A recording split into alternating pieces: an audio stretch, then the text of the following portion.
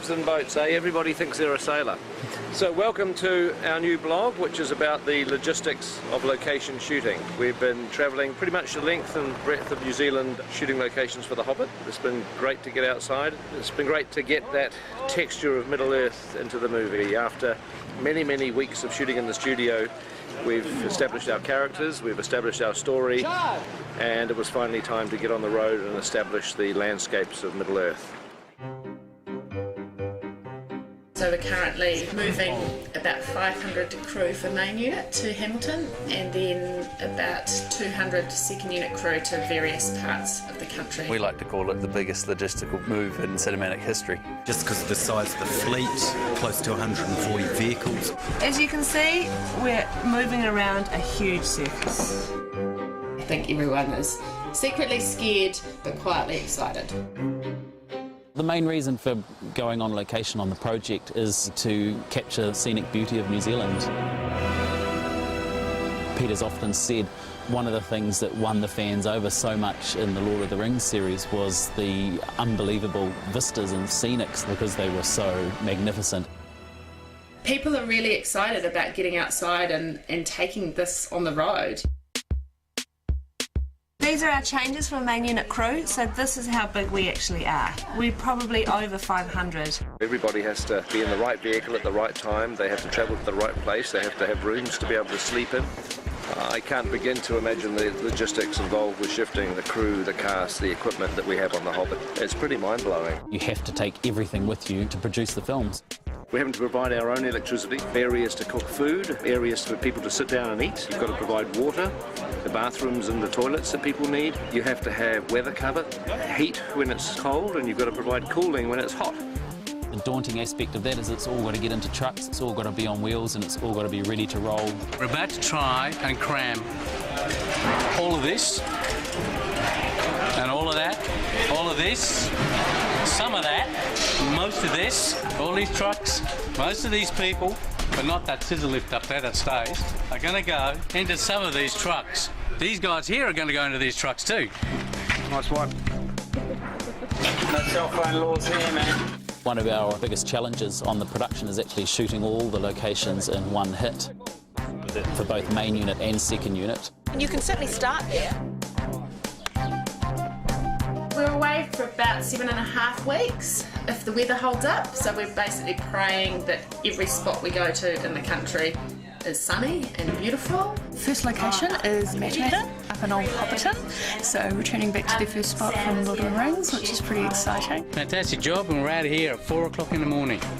And as you can see, we're totally under control.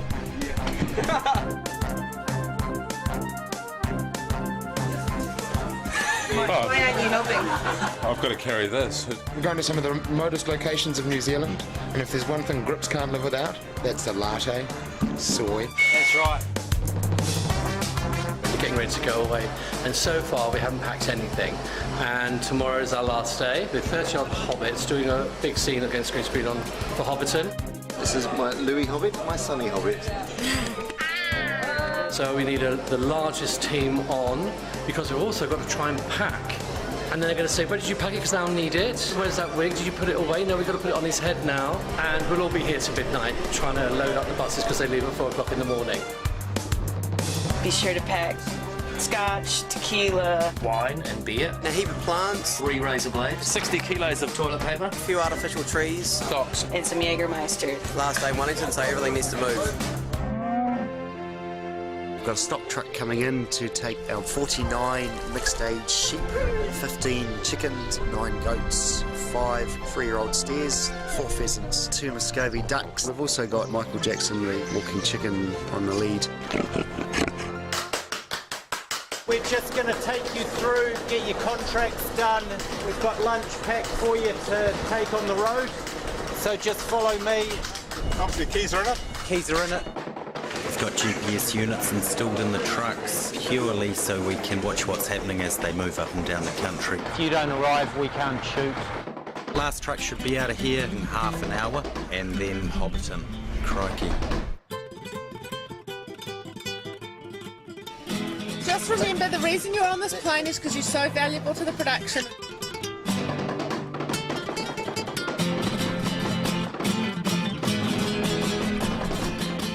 Our main unit had over 100 units on wheels that were travelling to the first location. That was quite a feat in itself, just having that amount of drivers on the road. It's all about arrows, it's all about maps and directions. Once we arrive, we get in and it's about an 8-hour turnaround from when the first truck turns up to when the unit base is actually functional for filming. They've got to get these trucks level, working in, got to get them all powered up, and they've got to get them all functioning so quickly. Prosthetics, makeup, costume, catering. It's not just a case of a small crew going into very out-of-the-way places. We're literally occupying the space of a football field. I think it's actually 2 football fields. We moved 7,000 cubic metres of dirt to accommodate everything that goes with making a film of this size with this many people involved. It's very much a mini city.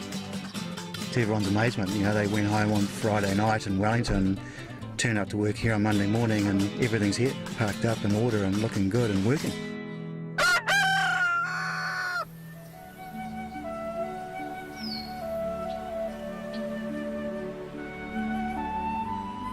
It's okay. Rough day at the office today, Mom. So after 110 days in the studio, we finally make it out into the sunshine. But I'll tell you what, Hobbiton is looking fantastic. The art department and the greens department have been working on it for nearly 2 years. The grasses have grown, the flowers are out, the plastic ones have even bloomed. It's weird when you come back to a place that you literally thought you would never see again. This is a great spot. To be standing there with Elijah dressed up as Frodo, it was the nearest thing I think I'm ever going to come to a time machine. This is actually the first time I'm stepping foot down into Hobbiton. I'll never forget that feeling of coming to Hobbiton for the first time.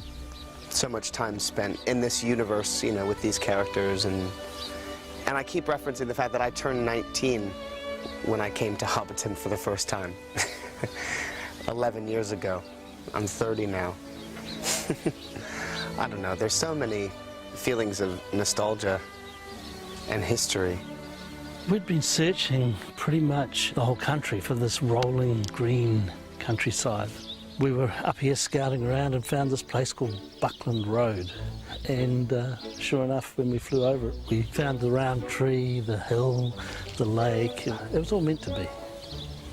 Of course, then it was a matter of talking to the owners of the land, getting their permission to shoot here and build here. It was a Saturday afternoon during a major New Zealand rugby game that he came and knocked on my father's door. And he said they wanted to make a movie, and my father actually said, "Lord of the what?"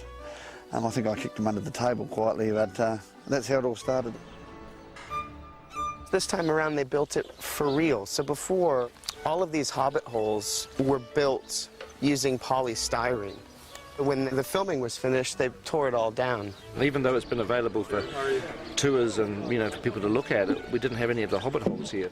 Doing the Hobbit now, it gave us the ability to rebuild Hobbiton out of permanent materials. Materials that aren't going to deteriorate, and we can carry on showing people what's involved in making a movie behind the scenes. It's all, I mean, that's actual rock, stone. It's pretty amazing. Hobbiton is going to stay exactly as it is today, which is fantastic. There's real wood, there's real stone, real bricks, and it's going to be here hopefully for decades to come. Yeah, no, it's a great gift to the people of Manamat, and as Minister of Tourism, I'm all in favour of it, so well done. Some prime real estate. I'll get you two, I'll get Kate and Hobbits. Oh, Jordan. Hello. Hello. Hello. You guys having a good day? Yeah, it's good. How are those feet treating you? Yeah, okay. Are they? When you're at Hobbiton, you forget that you're on a film set. Seeing it like this kind of living model village is just extraordinary, and you just totally believe this place exists, and that's because it does. Maybe I've smoked a little bit too much of this now. It's an authentic village. It's 100% 360 degree, look wherever you like, little Hobbit village. You can imagine just being a Hobbit in this environment and get up and have a cup of tea on the doorstep and listen to the birds and the frogs, and children running around, or go to the market, buy a big bottle of beer and drink it. I'm loving it. You're not really designing a film set, you're trying to put yourself in the mindset of a Hobbit and figuring out, well, where would you like your house to be? There were 44 personalised Hobbit holes, and each Hobbit hole has the different little details depending on their location. It's kind of amazing. The door's actually open. Hello? Hello? No, nobody home at the moment. They must be at the market. Welcome to the set of The Hobbit. So how did you get involved in this? My 4 daughters auditioned and they all missed out. And I got in. So I wasn't a popular father at that point. You guys are up for stealing, aren't you? Yeah. Oh, hell yeah, good. Yeah, big bad hobbits. Check this out. Oh yeah. I'd like to get a nice comb over. Is this going to be in the movie? Yeah, we can cut that. That's fantastic. We've got that. So we just finished our first week on location.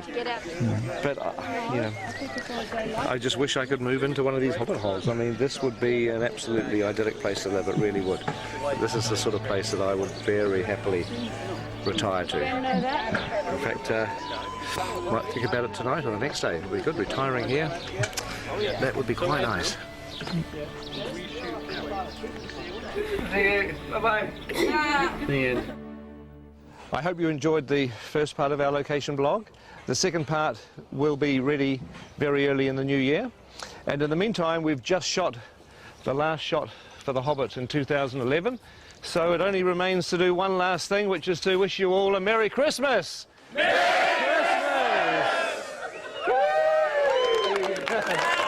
Champagne! Very good.